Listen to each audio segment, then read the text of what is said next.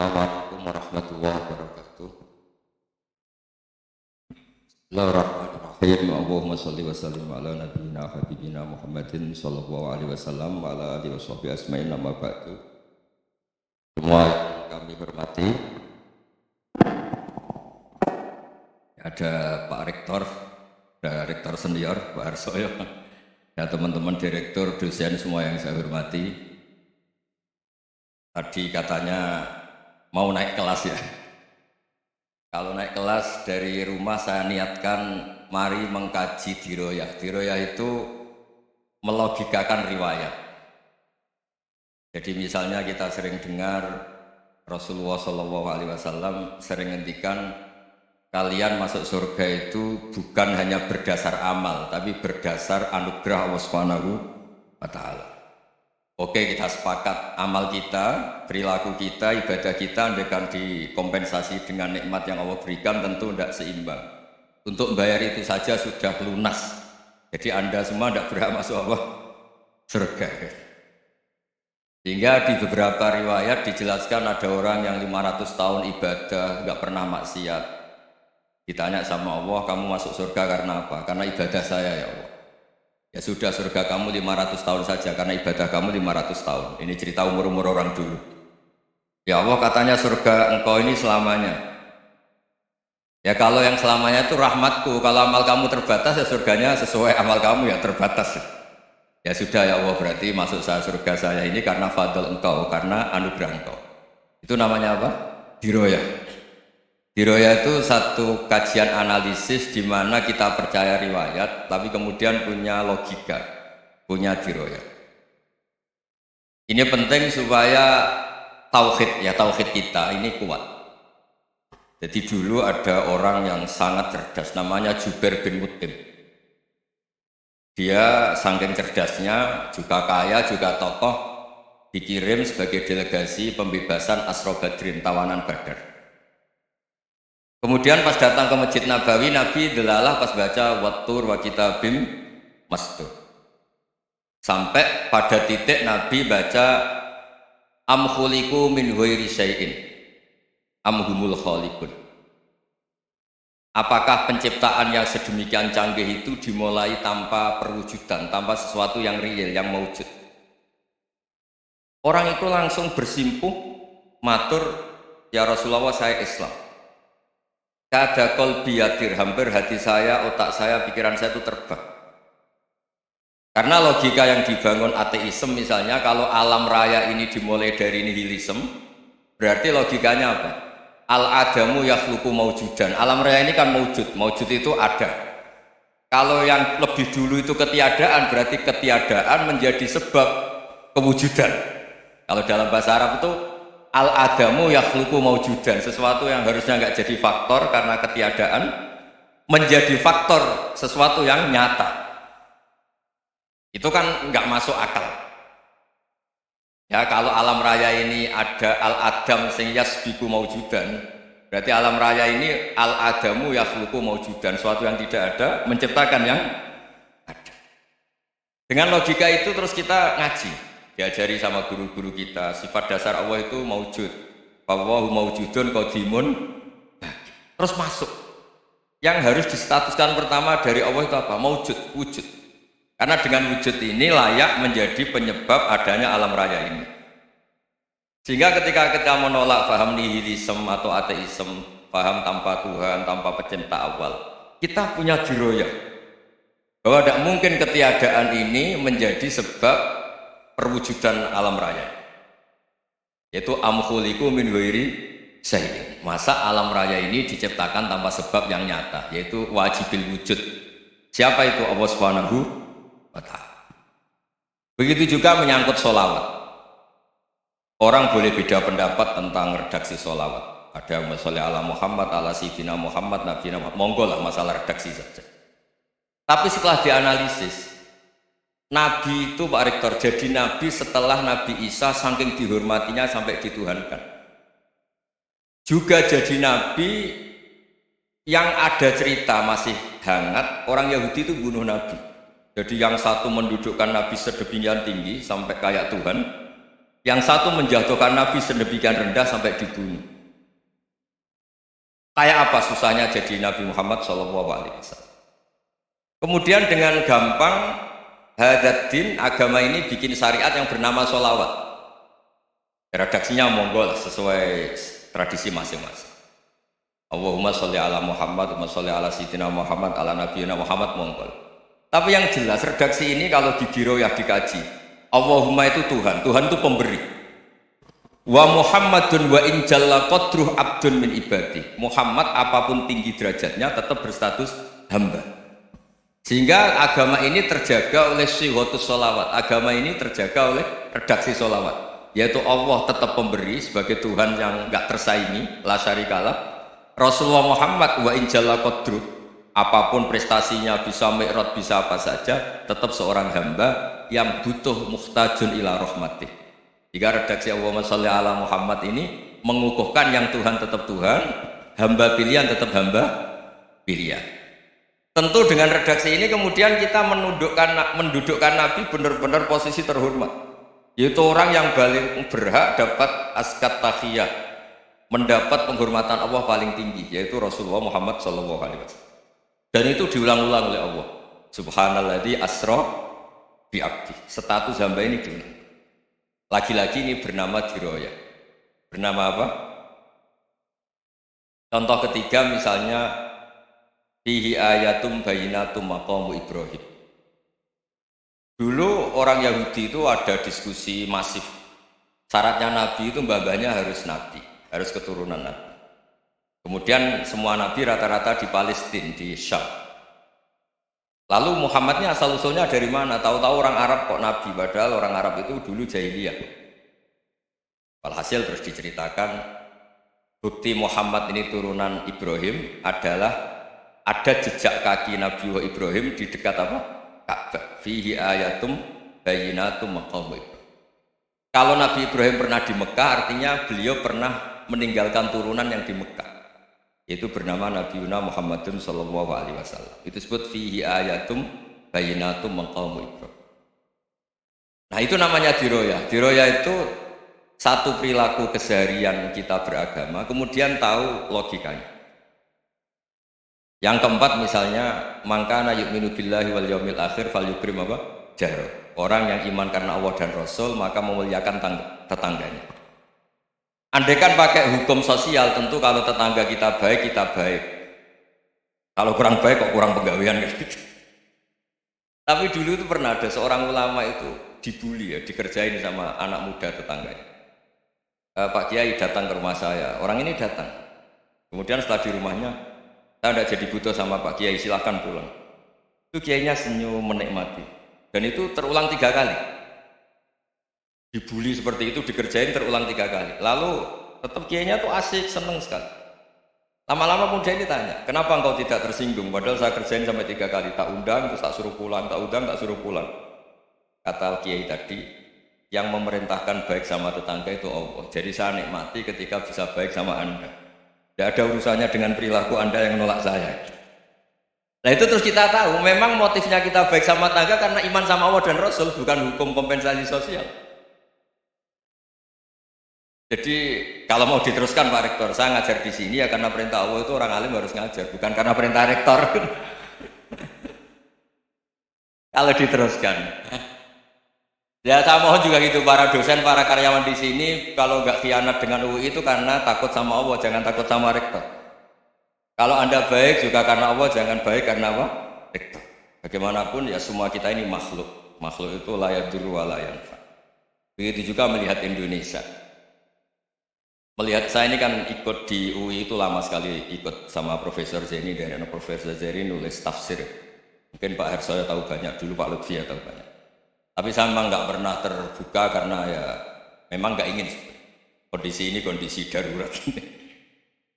Sehingga saya tahu cara berpikir Profesor Zeni, ya tahu komitmen beliau pada UI. Dan pendiri UI memang ya banyak yang dari tokoh NU, Muhammadiyah, dari tokoh-tokoh ormas yang lain memang didirikan banyak orang. Hingga UI memang nggak milik ormas apa tertentu. Dari satu sisi memang baik, nggak dikuasai ormas tertentu. Tapi nanti kalau keterusan ya nggak berbentuk. Ya sudahlah dikelola saja. Sambil-sambil jelas, sambil-sambil kadang nggak jelas, yang penting ikhlas tadi itu deh. Karena kalau terlalu asobiah itu jadi repot. Kita ini yang nekuni fikih itu tahu kalau udah kuno itu madhabnya Hanafi, kuno itu madhabnya Syafi'i. Tahu-tahu seakan-akan Imam Syafi'i itu NU, Imam Abu Hanifah itu Muhammadiyah. Padahal ini orang-orang yang sebelum NU dan apa? Muhammadiyah. Jadi kalau kita yang nekuni ilmu itu biasa saja dengan perbedaan. Tapi kalau orang-orang yang nggak siap dengan perbedaan itu sampai Allah disifati Ta'ala itu tidak terima. Padahal Ta'ala itu maknanya Maha Luhur, yang Maha Agung. Jadi ada seorang kiai kebetulan pidato pertama Pak Rektor. Assalamualaikum warahmatullahi taala wabarakatuh. Di mubalik kedua ini nggak terima karena itu dianggap bid'ah ada Ta'ala. Dan dia bilang Assalamualaikum warahmatullahi taala wabarakatuh. Itu saking asobiahnya itu Allah ditambahi Ta'ala itu tidak terima. Padahal Ta'ala itu maknanya Maha Agung. Nah itu kan jadi repot kalau asobiah gitu. Kalau kita ngadepi perbedaan itu biasa saja. Karena kita mungkin bacanya banyak, lihat hal-hal seperti itu ya biasa. Karena dulu itu perbedaan itu urusan sudut pandang. Ya saya ulang lagi, perbedaan itu sudut. Allah yang Tuhan saja sering didebat sama nabi-nabinya. Karena urusan sudut pandang apa? Saya beri contoh. Suatu saat Khalilur Rahman Ibrahim itu saatnya meninggal sama Allah, Israel disuruh. Israel itu Ibrahim saatnya meninggal, ambil nyawanya. Lah datang ke Ibrahim, ya Khalilur Rahman Ibrahim, saya disuruh nyabut nyawa Anda. Itu Israel dipaksa mikir sama Ibrahim. Hal ra'aita khalilan yumitu khalilah. Kamu tahu orang yang mencintai kemudian bunuh yang dicintai. Itu logika agak benar. Akhirnya Israel kan gak biasa debat, kan gak dilatih debat. Gak pernah ikut lomba UI debat ilmiah. Dia tahunya nyambut nyawa aja. Kembali ke Allah. Ya Allah, kata Ibrahim, hal ra'aita khalilan yumitu khalilah. Masa kekasih bunuh yang dicintai. Tapi kata Allah santai bilang ke Ibrahim, hal ra'aita habiban yakrahu ayyalqa habibah. Masa katanya dia cinta saya kemudian ketemu saya tidak berani. Israel mater lagi. Logikanya gini Ibrahim, masa yang dicintai sama yang ketemu yang dicintai nggak berani. Ya udah ketemu aja. Katanya yang meninggal itu. Artinya kamu bisa saja GR tidak mati-mati karena merasa dicintai, atau ingin mati karena mencintai. Nah maksud saya dalam hal-hal seperti ini orang UI pasti gak jelas. Katanya cinta Allah suruh mati ya nggak mau. Nggak jelas kan? Dibilang nggak cinta juga nggak mau. Tapi dibilang cinta kalau ukurannya mati juga enggak. Nah, tapi dalam banyak hal enggak jelas itu penting, Pak. Penting sekali. Buatan buyan, saya beri contoh sekian ilmiah, enggak jelas itu penting. Rasulullah SAW itu dalam banyak hal itu disuruh Allah, memang disuruh supaya ngambil sikap seperti itu. Karena Allah itu punya otoritas penuh untuk bikin orang itu baik atau tidak baik. Wahsy itu yang membunuh Sayyid Hamzah, orang paling dicintai Nabi, di antara yang dicintai Nabi. Qatalahu Wahsyun, dibunuh oleh Wahsy. Nabi secara basarnya itu gak suka sama Wahsy. Sampai cara lahir ya ingin, corong Jawa ingin masuk nol. Tapi apa kata Allah? Laisa laka minal amri syai'un aw yatuba alaihim aw yu'adzibah. Itu tidak wilayah kamu Muhammad. Malah Wahsy dikasih tobat sama Allah. Khalid bin Walid, itu perang Uhud kalah itu karena ide brilian Khalid bin Walid. Pas itu masih panglima kafir. Yaitu pura-pura kalah, ghanimah dilepas, sahabat turun, pasukannya naik, walhasil orang Islam kalah. Khalid bin Walid akhirnya juga masuk Islam. Orang yang secara basariah Nabi itu gak siap. Kebalikannya juga ada. Sa'labah itu orang sampai dapat gelar hamamatul masjid. Ini pas ngaji mesti ingat, Hamzah. Dia di masjid terus. Setiap habis salam tuh lari karena istrinya nyuwun sewu masih berpakaian yang tidak pantas. Kenapa engkau terburu-buru pulang? Pakaian yang dipakai istri saya sekarang saya pakai. Ya pakaian sarung itu kayak Pak Rektor kan fleksibel. Ini khusus mau Ramadan, tidak akan sarungan terus, gak usah khawatir. Jadi ini tadi sudah perjanjian. Saya yang kiai celananan, beliau yang rektor pakai sarung. Jadi iya. Supaya itu barter madhab. Tapi hanya sekali ini aja, bukan. Jadi jangan diharapkan ini jadi tontonan terus-menerus. Dan ini barter madhab. Saya sama Profesor Kores juga sering gitu. Saya pakai sarung yang hadiah beliau pakai sarung hadiah saya. Memang itu tradisi Islam. Tahadau tahabu, kamu saling memberi hadiah maka kamu saling mencintai. Bukan riswah, bukan. Walhasil terus Sa'labah ini buat saya didoakan Nabi supaya saya kaya, supaya tidak sering ganti pakaian seperti ini sama istri saya. Jangan-jangan kamu miskin itu lebih baik. Ngotot minta didoakan. Didoain Nabi kaya, terus lama-lama ninggal sholat, ninggal jamaah. Itu Allah belum tersinggung. Yang mulai Allah tersinggung itu kan saya sering fatwa di mana-mana, sering memberi saran. Mumpung kamu miskin itu sering sedekah, karena kalau sudah kaya itu tidak bisa. Saya memberi analogi gini. Kalau saya masih santri miskin, punya uang 100.000, diminta guru saya 50 tak kasihkan, padahal itu 50%. Punya 2 kambing kurus, diminta guru saya 1 pasti tak kasihkan, padahal itu 50%. Jadi kalau punya sapi Brahman atau sapi limusin yang harganya itu 100 juta, punya 2, diminta 1 boleh enggak? Enggak boleh. Saya punya motor butut 2, diminta teman saya 1 boleh, tapi kalau Davidson Harley itu enggak boleh. Nah, walhasil itu kalau kita miskin, misalnya kita zaman kuliah atau zaman mondok atau zaman apa saja, punya uang 100.000, narik temannya sampai 50.000 kan biasa. Tapi setelah 1 miliar, berani nggak kamu kasihkan 500 juta? Sama-sama 50%? Enggak kan? Nah Sa'labah gitu, ketika zakat masih per 40 kambing 1 kambing itu sebenarnya kan masih ringan. 41, 82. Kambingnya itu sudah mabenal jabalen. Barang dihitung zakat karena sudah ribuan, jumlahnya sampai 400 kambing. Banyak lah pokoknya. Terus kata Sa'labah, ini pemerasan. Karena jumlahnya besar. Allah tersinggung karena nabinya dianggap narik zakat itu dianggap kharat, dianggap pemeras. Allah tersinggung kemudian fa'aqobahum nifaqon fi qulubihim ila yaumil. Dia ditegur munafik. Semenjak itu terus tadi kembali gak jelas tadi.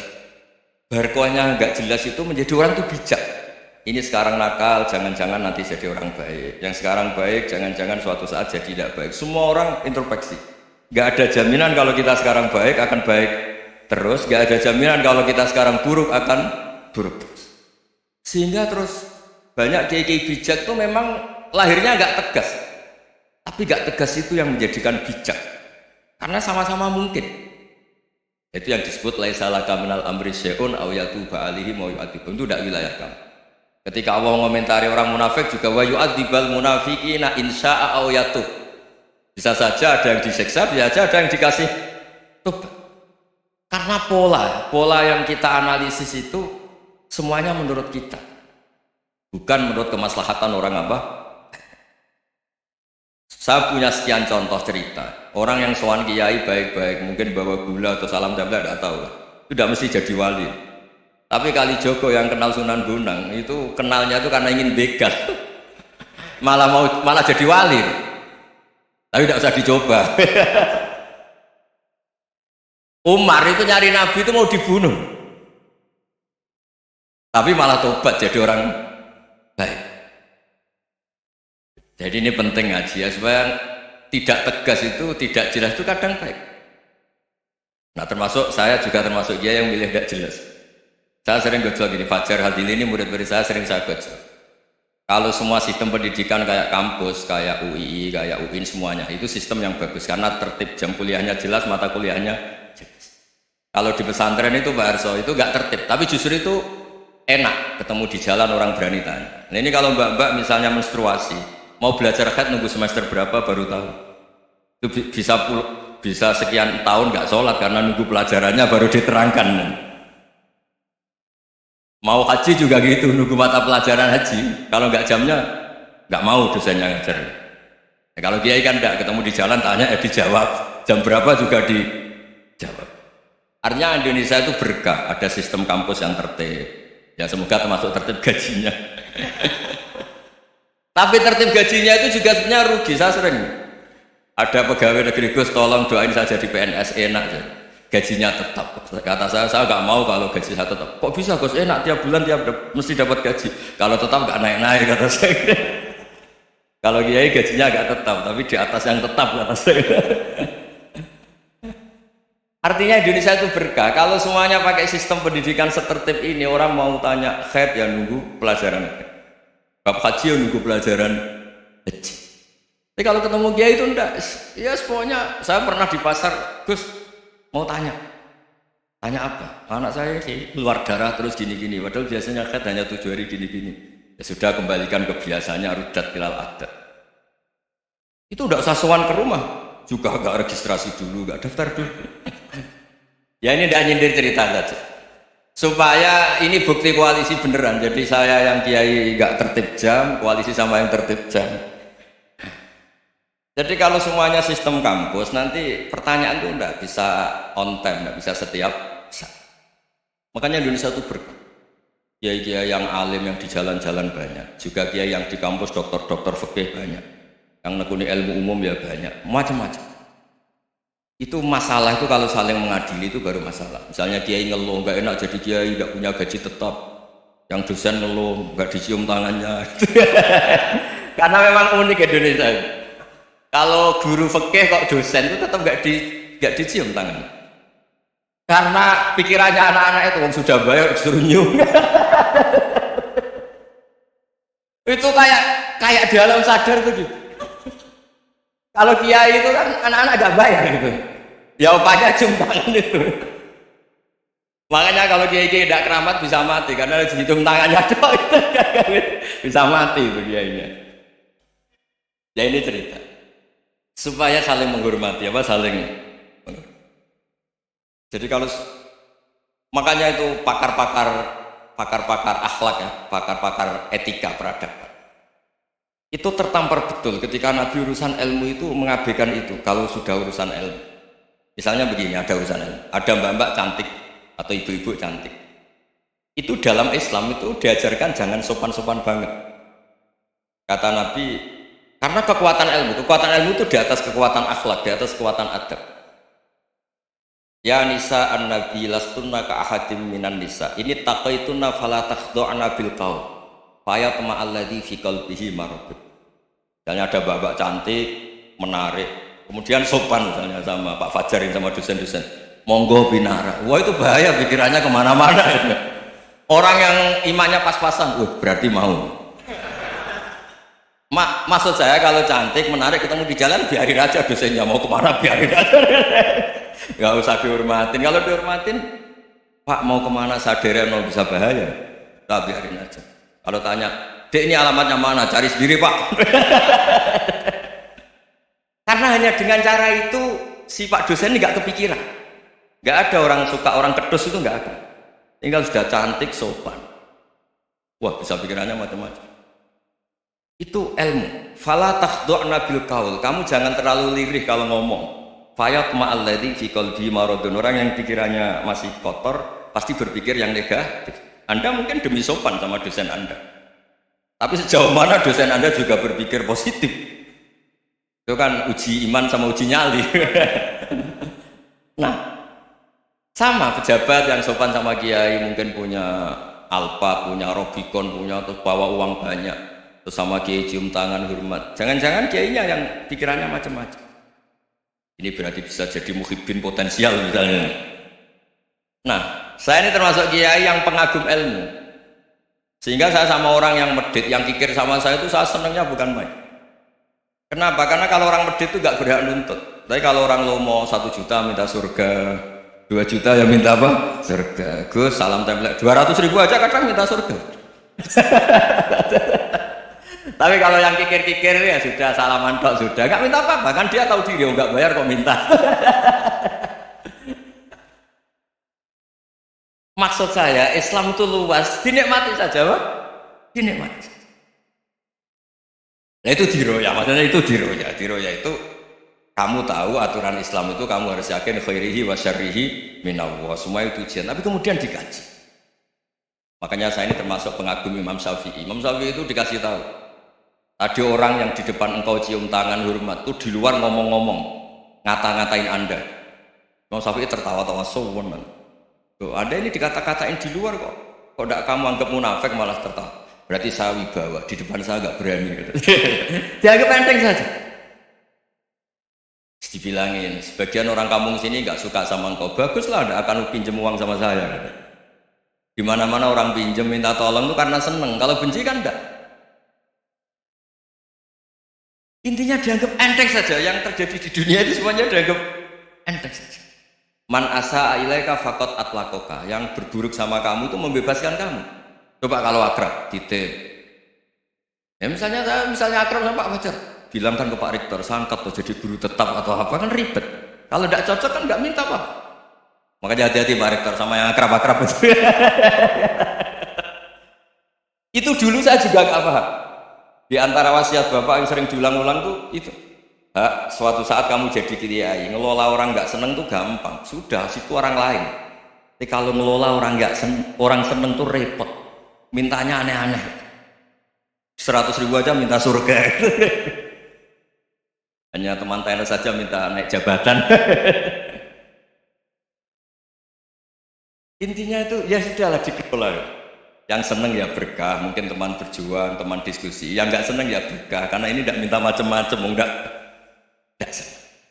Nah itu namanya diroya. Diroya itu satu kajian keilmuan yang menjadikan kita ini nyaman dengan riwayat-riwayat, panduan-panduan dari Rasulullah Shallallahu Alaihi Wasallam kayak tadi. Kenapa sih tentang baik sama tetangga, baik sama tamu? Hitung-hitungannya itu mangkana yu'minu billahi wal yaumil. Saya pernah dicium sama orang miskin yang akut miskin betul. Itu tak ajarin, Anda ini lebih hebat ketimbang orang-orang kaya. Misalnya gini, misalnya ada komunitas rektor atau kiai besar. Saya ini kata orang banyak termasuk kiai besar. Mungkin kalau pinjam uang itu karena mau beli mobil, aksesoris mobil, karena kita kiai top atau rektor atau orang-orang top. Kalau sesama orang miskin itu pinjem-pinjemannya itu urusan beras, itu urusan nyawa. Keren mana? Menyelamatkan nyawa sama aksesoris mobil. Nyawa. Jadi pahala kamu pasti lebih besar. Itu senengnya jadi orang miskin terus keterusan sampai sekarang. Itu. Loh coba kalau menteri sama menteri, rektor sama rektor, kira-kira pinjamannya apa Pak Arso? Kan kalau mau beli mobil atau mau profit, pokoknya yang keren-keren. Kalau orang miskin pinjam kan apa? Makan kan? Beras kan? Makanya kalau yang sedang miskin monggo lah kalau ingin ruskan. Maksud saya Islam tuh seenak itu, Islam tuh segampang itu. Sudahlah yang sedang miskin ya keren, karena sekali sosial tuh urusannya apa? Nyawa. Tapi kalau miskin semua ya Indonesia bisa tutup kan? Ya sudah yang kaya-kaya itu saya mendapatkan Indonesia karena bayar pajak yang menjadikan Indonesia berjalan. Tapi ya dipakai yang benar. Nah begitu seterusnya. Ada kiai miskin cerita ke kita. Gus enak jenengan alim, punya santri banyak, bisa ngajar di mana-mana. Saya bilang hebat kamu. Dia hidup di daerah tertinggal. Itu yang diajarkan kan hanya tauhid. Kan nggak mungkin bisa tertinggal baca fikih perbandingan madhab. Kan nggak mungkin. Kalau yang kayak Pak Fajar, Pak Sadali kan nggak mungkin. Fikih perbandingan apa? Madhab. Menyorot madhab dunia. Gaya engkek itu kan nggak. Tapi pertanyaannya, yang menyelamatkan masuk surga itu tauhid apa perbandingan madhab? Tauhid. Ini hanya mengajarkan fardu kifayah sunat-sunat. Ini Anda mengajarkan fardu ain. Surganya dulu kamu. Oh terus senangnya jadi kayak gitu. Karena yang diajarkan apa? Tauhid. Sementara kita yang gaya-gaya ini ajarkan perbandingan apa? Ada studi banding ke Al-Azhar kemana-mana. Ini enggak tauhid. Dari orang nyembah pohon jadi nyembah Allah Ta'ala. Keren ya? Jadi terus gigi itu sama saya senangnya bukan karena tampil. Tapi ada yang agak kurang ajar tanya saya. Kalau itu hebat kenapa Gus gak mau jadi kayak gitu? Waduh. Wah ya repot kalau pertanyaan. Terus tak jawab. Kalau saya jadi kayak gitu, kamu ngangsu ilmu dari mana coba? Ya dari jenengan. Ya kalau sama gobloknya ada bisa. Ya sudah Gus aja jadi kayak besar. Maksud saya, ya sudahlah kita begini seperti yang saya ajarkan di sini, saya sarankan supaya orang itu tahu. Nah, ini namanya diroyah, makanya kata Imam Ghazali itu kalau kamu ingin sopan gampang, melihat anak kecil wa aqallu minni dzamban, dia dosanya lebih kecil karena masih kecil kan, tentu secara dosa enggak banyak. Kalau melihat orang yang tua, wa aktsaru minni ibadatan, dia tentu ibadahnya lebih banyak karena umurnya lebih banyak. Sehingga terus semua orang lain tuh di depan kita itu hebat. Ya semua orang lain sama, misalnya Pak ini rektor, Fathul Wahid rektor, tanggung jawabnya lebih banyak, berarti pahalanya lebih banyak. Tapi sama, ketika melihat Nyun Sewu, melihat pegawainya yang secara lahir di bawahnya, ini tanggung jawabnya nggak banyak, pasti salahnya juga enggak. Itu yang diajarkan Rasulullah SAW, sehingga enak. Tapi kalau kita melihat orang lain selalu salahnya, itu pecundang. Allah saja tidak seperti itu kan, amal baik ya ada khairan, amal buruk ya ada saron, semuanya dilihat oleh Allah Subhanahu wa Ta'ala. Saya tuh punya teman Gus, agak beling, agak seenaknya. Dulu miskin. Wah itu seenaknya betul. Kayak kenal Tuhan. Tak tanya, kenapa kamu seenaknya? 1 bulan tuh labanya bisa 200 juta sampai 500, sampai 1 miliar. Saya itu Gus, setelah duha itu perkembangannya bagus. Setelah duha itu. Saya pernah miskin, kan kata apa? Ingkana rizki fisama, wa ingkana qalilan, ya kalau fisama fa'anzilu, terus wa ingkana qalilan fakasiru, kalau sedikit perbanyak. Ini trennya sudah benar semua. Nah, wa ingkana apa? Ya, haroman fatohiru, kalau haram yang kau sucikan. Makanya saya seenaknya, kalau qalilan sudah fakasiru, paling trennya yang nggak benar juga fatohiru, kata Mas. Dia yakin kalau yang nggak benar-benar sudah disucikan Allah, karena yang lain-lain sudah dari miskin sudah kaya, qalilan sudah fakasiru, paling yang haroman juga sudah fatohiru. Tak tanya, lah kamu kok tahu? Polanya sudah ada Gus, karena yang qalilan kamu sembrono sama Tuhan kok begitu kan? Tapi apapun itu seneng saya. Seneng saya sering salah teh, makanya saya mohon yang sekarang miskin, sedang miskin itu ya tidak usah nyesal banget-banget. Kalau ingin kaya monggo lah, namanya orang juga ingin. Ya, tapi Anda harus bangga. Sosial antar kalian adalah urusan nyawa dan itu pahalanya luar biasa. Supaya kita, nah yang kaya-kaya juga boleh GR lah, karena pembayar pajak. Dan itu bisa menyelamatkan apa? Indonesia Raya. Begitu seterusnya. Itu yang diajarkan Nabi, antawadhu hatta la yabghiya ahadun ala ahadin. Kamu semua harus tawadhu sehingga antar kalian tidak saling tidak sopan, tidak saling liar, tidak saling mendolimi. Termasuk tadi sikap gak jelas tadi. Orang dolim yang sekarang dolim bisa saja tobat, yang sekarang soleh bisa saja nanti. Semuanya itu mungkin. Kita diajari ya muqallibal qulub tsabbit qalbi ala din. Jadi keliru kalau kita dalam banyak harus tegas, gak mesti. Al halalu bayyinun wal haramu bayyinun. Tapi ada wa bainahuma umurun mustabihat. Ada yang wilayahnya itu abu-abu. Misalnya ada perempuan cantik, misalnya contoh paling gampang. Kalau kamu ajari secara serius, kamu bisa saja tergoda jadi fitnah. Tapi kalau orang soleh gak berani ngajarin, kemudian digunakan orang fasik, malah menjadi orang nakal, kita juga tanggung jawab. Kamu mau tegas gimana? Wilayahnya sama-sama mungkin. Wilayahnya sama-sama mungkin. Yang dekat pejabat mungkin terkontaminasi KKN. Tapi kalau pejabat gak dekati orang soleh, punya perilaku yang gak soleh, yang repot juga Indonesia kan. Nah hal-hal seperti itu kita tidak perlu ngambil sikap. Maksudnya yang saya ngambil sikap, ya kita buktikan kalau milih satu madzhab, kita buktikan semuanya lebih baik, semuanya lebih bermanfaat, semuanya lebih berperadaban. Karena gak bisa dihindari wa bainahuma. Termasuk nyuwun sewu, saya mohon maaf sama mulai Pak Harso, Pak Lutfi sampai Pak Fathul Wahid. Saya ini termasuk kiai yang gak suka dekat sama orang-orang top, bukan karena hasud. Memang konstitusi kiai harus gitu, la tamuddanna ainaika. Kenal orang lebih tinggi itu kan resiko. Misalnya saya kiai desa, mungkin punya keri tua sudah seneng, punya kijang tua sudah seneng. Gara-gara kenal Pak Wahid naik Kempri, waduh kok saya kalah. Kenal orang itu kan resiko. Mungkin dosen-dosen sini kalau kenal saya di Rembang juga resiko. Di sini gak ada cium tangan, melihat saya di sana, wah gak enak jadi dosen. Jadi memang harus dibatasin. Sekiranya mungkin orang karena latamud dan kamu jangan sering melihat orang lain yang mungkin secara lahir dapat nikmat yang lebih tinggi timbang Anda. Kalau kamu nggak bisa ngelola hati Anda bisa hasut, Anda bisa dengki. Paling tidak Anda bisa ada syukur. Saya itu sering didolani pejabat, juga sering melihat pejabat di TV. Naik mobil aja ada yang naikkan. Bahkan kalau wudhu itu anduk aja ada yang bawa. Itu kalau yang nggak kuat, naik jadi pejabat. Ya makanya terus konstitusi kiai itu mengatur, sudah mata kamu itu kamu batasin. Jangan melihat sesuatu yang potensi menjadikan Anda tidak syukur. Jadi saya mohon, ini memang konstitusi saya sebagai kiai, jadi saya, tapi di hati saya tetap akrab. Saya doakan semua untuk UI, untuk semua orang Indonesia kita doakan. Kita ingin semuanya tambah baik, tambah. Nggih, ngoten mawon. Assalamualaikum warahmatullahi wabarakatuh.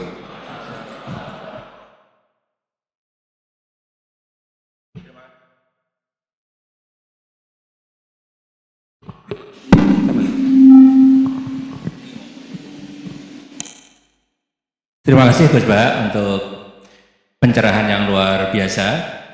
Kita masih punya waktu 28 menit.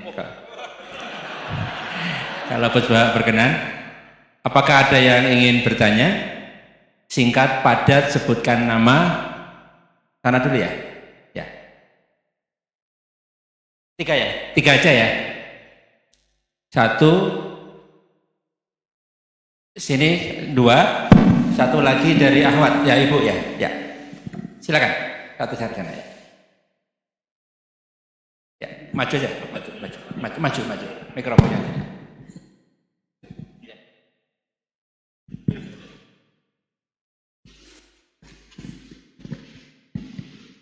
Bismillahirrahmanirrahim. Assalamualaikum warahmatullahi wabarakatuh. Perkenalkan Gus Baha, nama saya Boy, mungkin agak beda dengan pada umumnya. Saya bukan dari kalangan santri, tapi ketika mendengar ceramah Gus Baha pada awal-awal saya kuliah itu merasa kok kayak sebelumnya kenapa tidak masuk santri aja gitu. Karena ternyata toh yang diajarkan juga banyak dasar-dasarnya atau prinsip-prinsipnya yang sama dari jalur berpikir dan lain sebagainya. Yang ingin saya tanyakan di sini adalah ketika Gus Baha menyampaikan tentang diroyah, mungkin singkat saja Gus, apakah diroyah ini alat atau ilmu universal yang bisa digunakan ketika berdialog dengan orang-orang yang mengatakan itu kan kaidah kalian gitu, itu kan kaidahmu, ada hal-hal yang memang tidak bisa dipersamakan atau tidak bisa digeneralisir.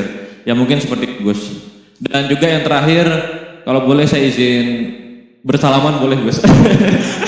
Kesempatan.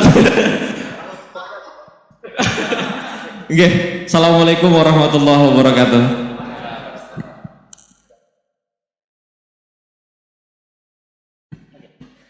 Baik, kita kumpulkan dulu satu lagi ya.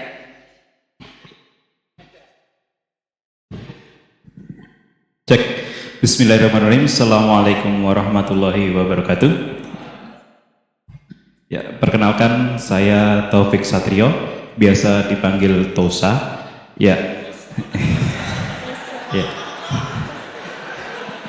Singkatan. Baik, langsung saja mungkin untuk pertanyaannya.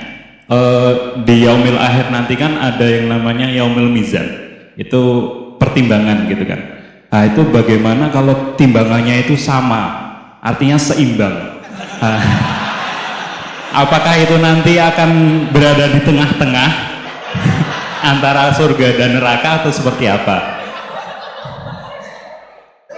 Kemudian yang kedua itu terkait dengan perbuatan buruk ke orang lain.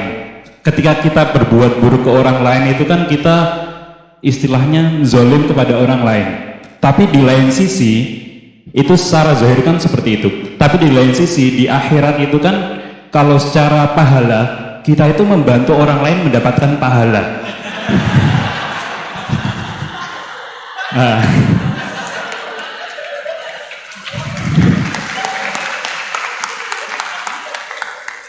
Jadi seperti apa Gus? Terima kasih. Assalamualaikum warahmatullahi wabarakatuh. Terima kasih Mas Tosa ya. Silakan Ibu ya.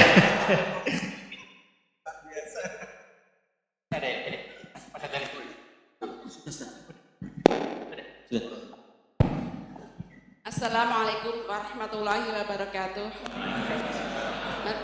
Perkenalkan saya Najrullah Hasanah. Mau bertanya, apakah perbedaan NU sama Muhammadiyah?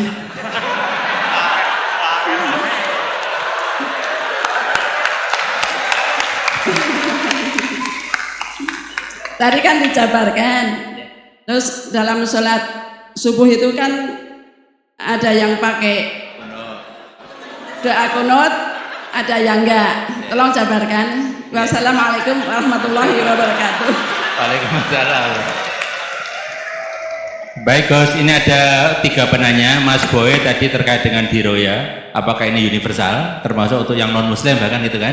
Kemudian yang kedua dari Mas Tosa, hisab yang seimbang Gus, kasusnya gimana ini. Yang kedua terkait dengan kalau berbuat buruk kan membuat pahala untuk yang bersangkutan itu, seperti orang puasa dikasih minum gitu kan ya. Terus kemudian bahasanya ini beda antara NU dan MU, kira-kira itu ya. Silakan Mas ya.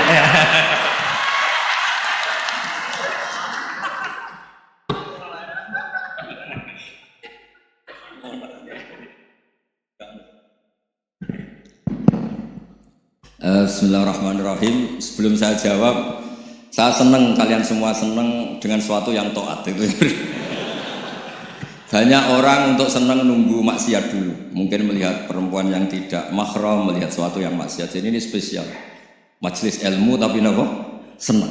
Ini sesuai rencana Tuhan lah. Seorang itu senang dengan taat, senang dengan ilmu. Ini luar biasa, no? Luar biasa. Tadi pertanyaannya kalau diroya. Jadi Islam itu agama untuk logika objektif. Jadi diroya itu ya global, universal. Misalnya saya beri contoh Tuhan yang satu.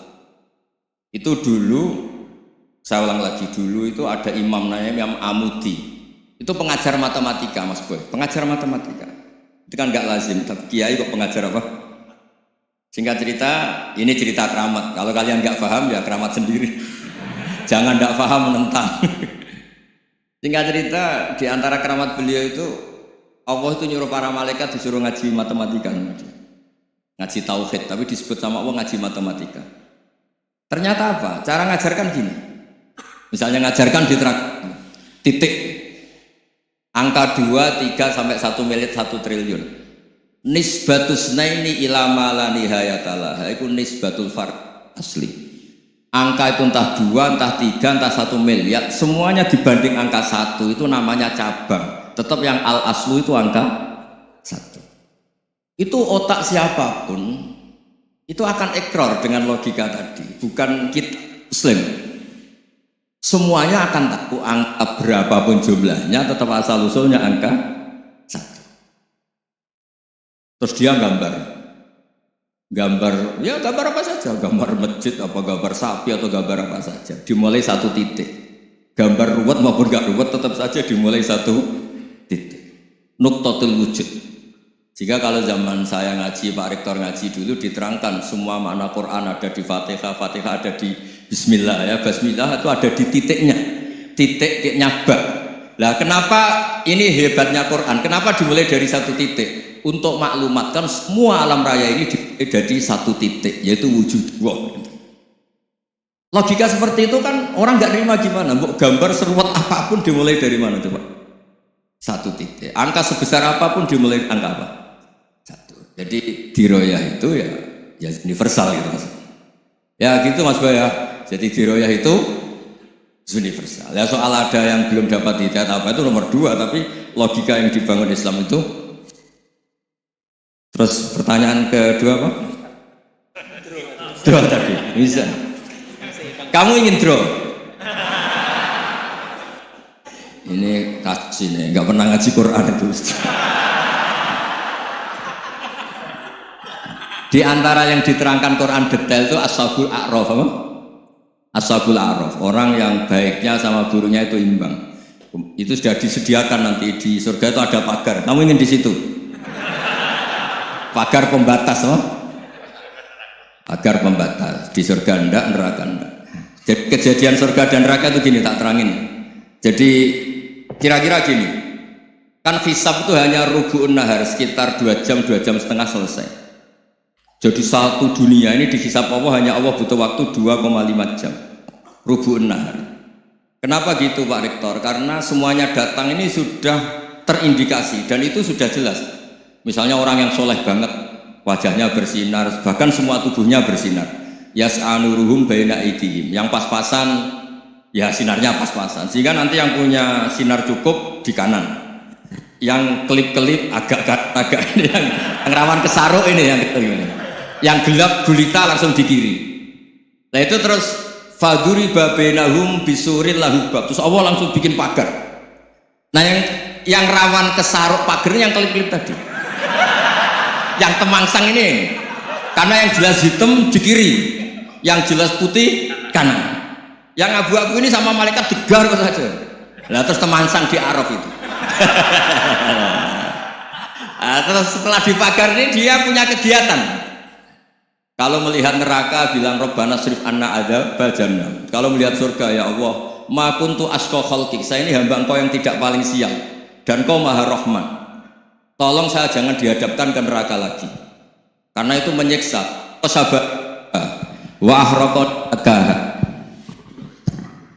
Ya ketika melihat neraka itu dia komentar, ya Allah, neraka ini begitu merusak wajah saya.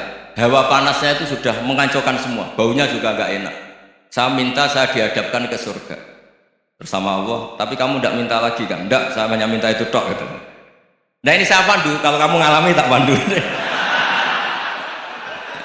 Kalau kamu ngalami tak pandu. Sama Allah terus diberi janji supaya tidak minta yang lain. Tidak, saya tidak akan minta lagi. Terus melihat surga. Nah, di surga melihat orang kayak gitu kan, di surga nanti kalian kan hura-hura semua. Wah, istri yang di dunia kurang cantik, rewel, yang di surga itu istrinya cantik semua, gak rewel semua. Gak minta belanja, cantiknya gak usah ke salon, pokoknya top. Terus dia melihat, tersiksa, cara Jawa ngiler. Wih, masa ngelihat tok? Akhirnya ya lama-lama berani ngajukan, ya Allah masa ngelihat tok? Dikasih masuk itu. Ya terus, tapi kamu kan janji tidak minta lagi. Ya terus ngerayu-ngerayu Tuhan lagi. Akhirnya walhasil nanti kalau betul-betul A'raf itu nasibnya akhirnya masuk surga. Tapi tadi digarap dulu lah, dikerjain dulu. Itu lama sekali perjalanannya, memang lama sekali. Nah soal orang membunuh itu, apa contohnya tadi? Berbuat buruk sama orang lain, ya apapun lah. Berbuat buruk sama orang lain itu, kalau faktanya nanti tobat, Allah yang bisa ngelola itu. Makanya Nabi pernah senyum-senyum, pernah tertawa-tawa. Sungguh ketika Allah menghendaki rahmatnya itu semuanya indah. Yaqtulul qatil fayatubu hadza. Jadi ada orang yang saya membunuh, terus dia tobat serius, kemudian al-maqtul yang dibunuh ini masuk surga karena madlum, qatilnya karena tobat serius juga masuk surga. Ya begitu juga di kedoliman-kedoliman yang lain. Jadi ya makanya tobat itu penting sekali. Ya taruh saja begini yang terkenal ya, contoh. Wahsy itu jelas di surga karena syahid dibunuh Wahsy. Hamzah ini jelas di surga karena matul syahidah, dibunuh secara syahid oleh Wahsy. Tapi karena Wahsy tobatnya serius, nanti juga di surga. Begitu juga keburukan-keburukan yang lain. Jadi tobat ini misalnya ada orang hartanya dicuri. Tentu yang dicuri ini kalau dia orang baik, ya mungkin secara formal lapor polisi. Tapi kalau dia orang baik mungkin ridho lah, sudah itu sudah ridho kan. Berkahnya ridho, dia menjadi orang baik karena ridho diuji Allah, hartanya apa? Dicuri. Kemudian yang mencuri tobat, entah harta itu dikembalikan, entah dikasihkan masjid sebagai amalnya yang dicuri, entah apa-apa, Allah kasih tobat orang ini. Kemudian sama-sama jadi orang baik, kemudian sama-sama di surga. Makanya itu Nabi sampai senyum-senyum, betapa rahmatnya Allah tidak terbatas. Sama lagi, betapa rahmatnya Allah tidak terbatas. Bahkan qatil sama maktul bisa ngopi di surga bareng tadi itu. Karena ya tadi masyhur yang paling legenda dalam sejarah Islam kan, saya pernah membunuh orang yang sangat dicintai Rasulullah. Sebagai tobat saya akan membunuh orang yang paling dibenci Rasulullah. Singkat cerita, Wahsy ini menangi bunuh Musailamah al-Kadzdzab, orang yang ngaku-ngaku nabi yang merusak tatanan apa? Islam. Apapun itulah, cerita-cerita apapun itu. Makanya saya sering cerita, kalau preman pasar itu tobat, jangan nyapu masjid. Tobatnya tetap di pasar. Yang dulu pasar gak aman karena dia, sekarang aman karena dia. Jangan tobat terus nyapu di pasar, pasar diganti suksesennya pengganti. Itu nggak fair apa? Jadi kalau tobat itu harus seimbang dengan zaman salahnya. Zaman apa? Kayak Umar. Ketika dia kafir itu orang Islam dibikin takut. Terus ketika dia Islam, gantian orang kafir dibikin takut. Pertama dia Islam langsung marahnya Abu Jahal, awas kalau ganggu Rasulullah, ngadepin saya. Itu fair. Kenapa? Fair. Jangan tobatnya bikin orang takut, lah tobat ke masjid nyapu, yang di pasar diganti penggantinya tetap gaduh. Gak boleh, harusnya kalau lama bikin pasar takut, ya sekarang lama bikin pasar apa? Aman. Itu tobat yang apa? Seimbang. Ya kira-kira gitu ya. Nanti tak pandu kalau sudah di arah. Terus dua argumen ketiga NU sama MU. Satu itu beda seragamnya dan logonya.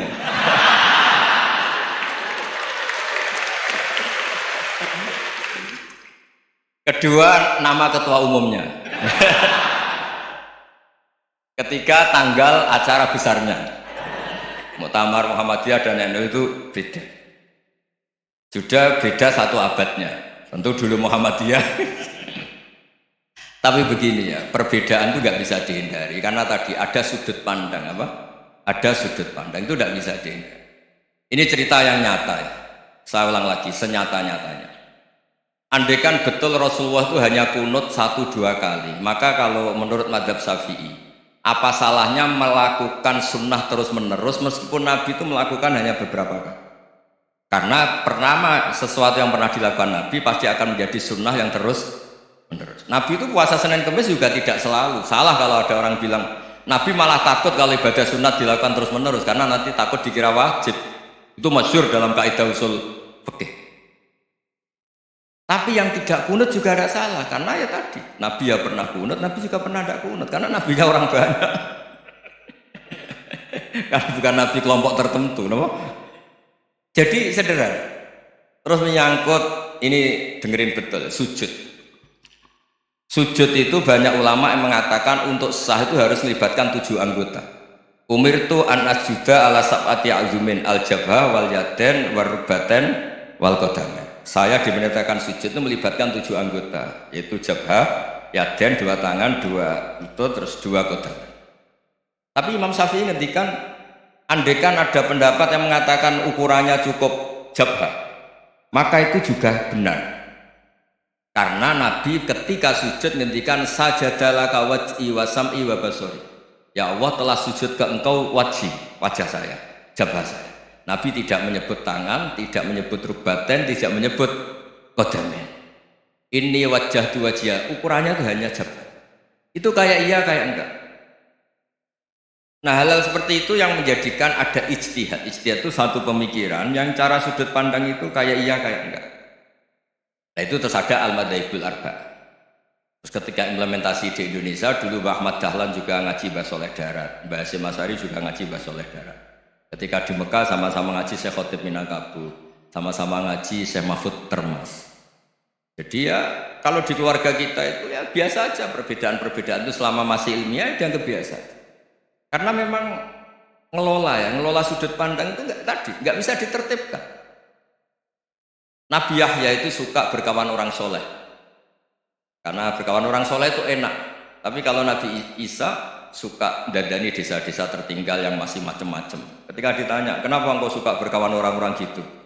Ana tabibun udawil mardo. Di mana-mana kiai itu ya nyembuhkan yang sakit.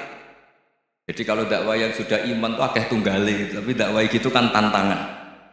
Itu sudut pandang. Ada nabi itu yang tertawa terus guyon terus. Yang satu murung terus. Ya sama Nabi Isa dan Yahya kan satu angkatan. Mali aroka dohikan fakaan nama tak manumin makrillah. Kamu kok tertawa-tawa terus seakan-akan nggak ada adab saja. Yang satu tanya, mali aroka abisan kaan nakata kena tumir rahmatillah. Wong kok murung terus, kok dunia orang rahmatnya. Nah anda ini orang hebat. Guyu banter ya iso, nangis banter ya iso. Nah itu sudah orang kombinasi itu. Isa ya mau, Yahya mau, Muhammadiyah ya gelem, NU ya gelem. Ya maksudnya sudah biasa aja. Karena tadi konstitusi NU yang mengatakan ibadah harus ikhlas karena Allah, Muhammadiyah juga sama harus ikhlas karena ya sudah kalau karena Allah sudah selesai. Yang menjadi masalah itu kan identitas untuk hadun nafsu untuk diri sendiri. Kalau kita ikhlas masalahnya. Coba masalahnya. Imam Syafi'i pernah di Masjid Abu Hanifah yang tidak kunut. Beliau enggak kunut. Ketika tanya, "Lima ada tarakal kunut ikroman di hadal madhab." Saya menghormati madhab ini.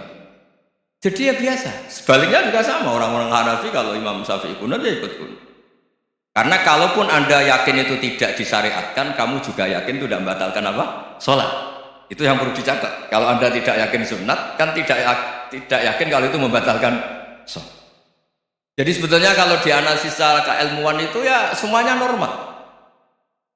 Karena tadi Rasulullah itu al-bahrul muhit, Nabi itu lautan yang luas sekali. Orang akan mengambil air sesuai kapasitas masing-masing dan akan merasakan kualitas air juga sesuai kapasitas masing-masing. Orang yang sangat haus melihat air seteguk ini luar biasa, tapi yang tidak haus mungkin melihat itu biasa-biasa.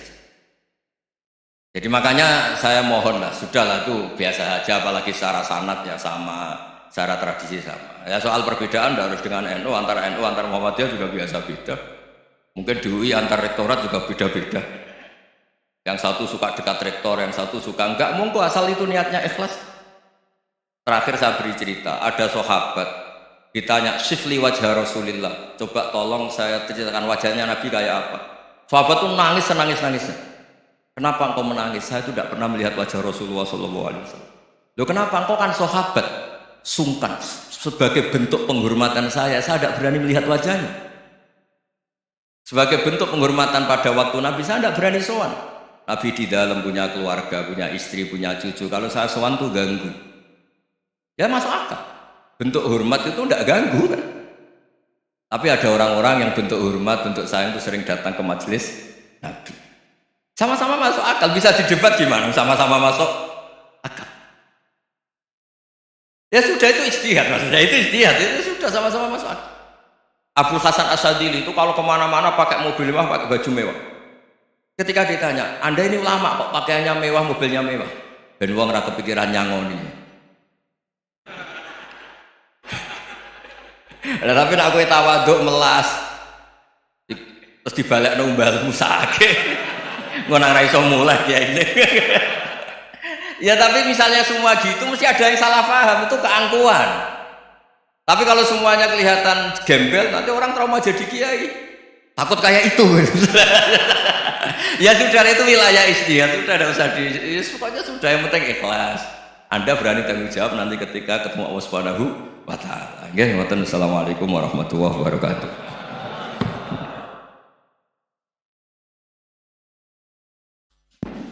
Baik, terima kasih Gus Bah. Kita syukuri bersama para jamaah dengan alhamdulillah. Alhamdulillahirabbil alamin. Wassalamualaikum warahmatullahi wabarakatuh.